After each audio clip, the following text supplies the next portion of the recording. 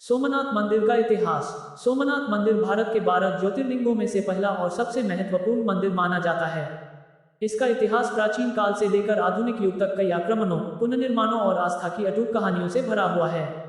पौराणिक कथा और मंदिर की उत्पत्ति। सोमनाथ मंदिर की उत्पत्ति की कथा शिव पुराण, स्कंद पुराण और अन्य हिंदू ग्रंथों में मिलती है। शिव पुराण के अनुसार चंद्रदेव यानी सोम ने दक्ष प्रजापति की 27 कन्याओं से विवाह किया था, लेकिन वे सिर्फ रोहिणी को अधिक प्रेम करते थे। इस पक्षपात से नाराज होकर दक्ष ने चंद्रदेव को श्राप दिया कि वे क्षय रोग से ग्रसित होकर नष्ट हो जाएंगे। चंद्रदेव ने भगवान शिव की घोर तपस्या की, जिससे शिव ने उन्हें श्राप से मुक्ति देते हुए कहा कि वे नियमित रूप से अमृत स्नान से पुनः ऊर्जा प्राप्त करेंगे। इस घटना के कारण भगवान शिव को सोमनाथ कहा जाने लगा, जिसका अर्थ है सोम यानी चंद्र के नाथ। ऐतिहासिक संदर्भ और मंदिर का निर्माण। प्राचीन काल लगभग 5000 वर्ष पूर्व ऐसा माना जाता है कि सोमनाथ मंदिर का पहला निर्माण चंद्रदेव ने स्वयं किया था। बाद में भगवान श्री कृष्ण ने द्वारका से आने के बाद इसका पुनर्निर्माण करवाया।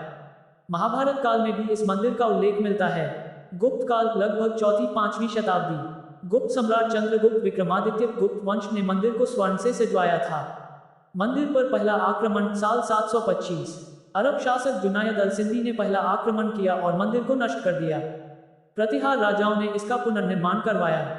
महमूद गजनवी का आक्रमण साल 1025। ये सबसे कुख्यात आक्रमण था, जब महमूद गजनवी ने मंदिर को लूटकर उसे ध्वस्त कर दिया।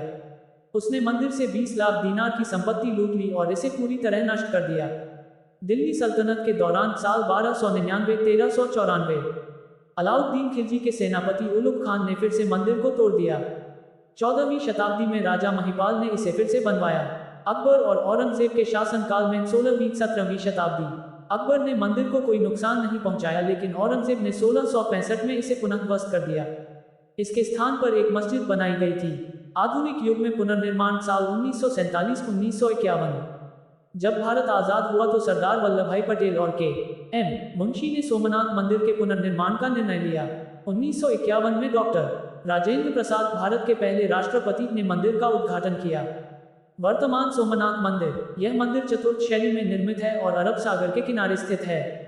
मंदिर के शीर्ष पर स्वर्ण कलश और 50 मीटर ऊंचा शिखर है। मंदिर की दिशा में ध्वज 42 फीट ऊंचाई पर फहराता है।